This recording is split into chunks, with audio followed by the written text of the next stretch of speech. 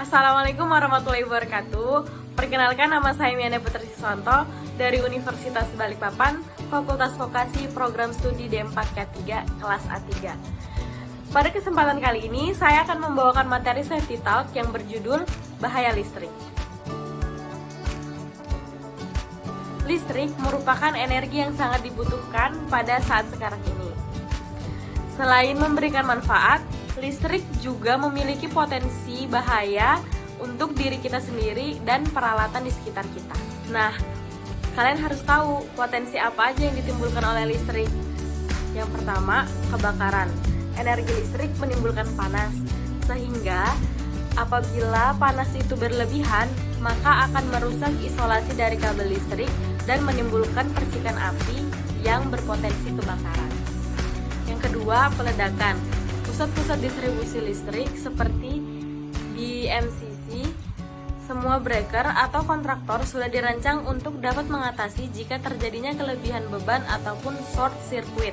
Tetapi, oleh sesuatu hal dapat terjadi ledakan pada breaker kontraktor ini yang disebabkan oleh cara pengoperasiannya yang salah. Yang ketiga, radiasi. Unit-unit pembangkit listrik atau distribusi listrik tegangan tinggi sudah pasti ada radiasi yang diakibatkan oleh arus induksi dari kawat penghantarnya. Sampai saat ini, efek radiasi listrik terhadap sel-sel penting dalam tubuh manusia masih diperdebatkan oleh pakar-pakar kelistrikan. Apakah berbahaya atau tidak? 4. Kematian. Jika seseorang terkena sengatan arus listrik, maka orang itu hanya bertahan sekitar 3 menit dengan besarnya arus listrik yang mengalir di tubuhnya sebesar 0,40 ampere. Kemudian tidak dapat ditolong lagi atau meninggal dunia. Kali ini kita akan membahas cara penanggulangannya. Nah, yang sekarang kita bahas adalah cara penanggulangan dari bahaya potensi kebakaran.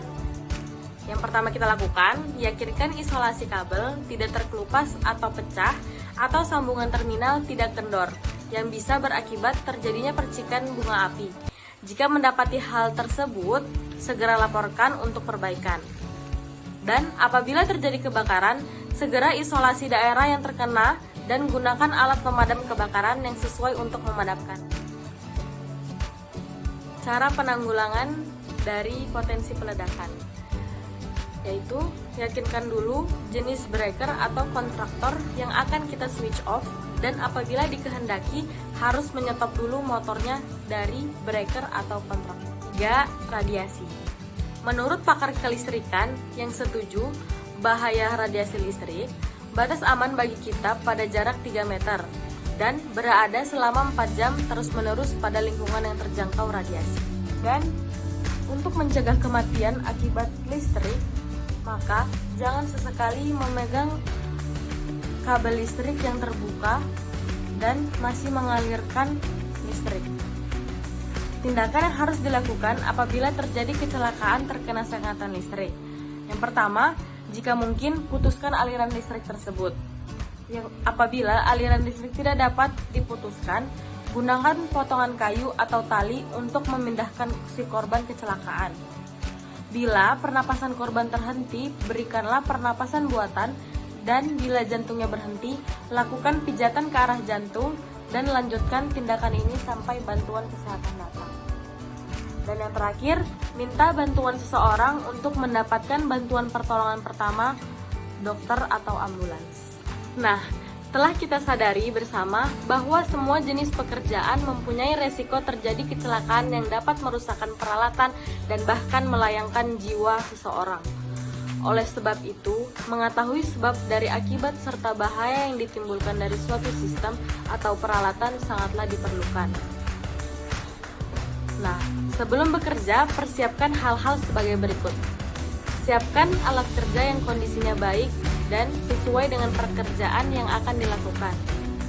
Periksa lokasi tempat kerja, apakah terdapat bahaya yang mengancam keselamatan para pekerja dan kemungkinan kerusakan pada peralatan. Lalu, pergunakan peralatan perlindungan diri yang sesuai dengan pekerjaan yang akan dilakukan. Melakukan pembinaan teamwork yang baik agar pekerjaan dapat dikerjakan dengan lancar. Dan yang terakhir, melakukan safety talk yang tujuannya agar para pekerja terhindar dari kecelakaan. Nah, mungkin cukup sekian dari saya. Kurang lebihnya mohon maaf. Semoga bermanfaat. Salam safety. Assalamualaikum warahmatullahi wabarakatuh.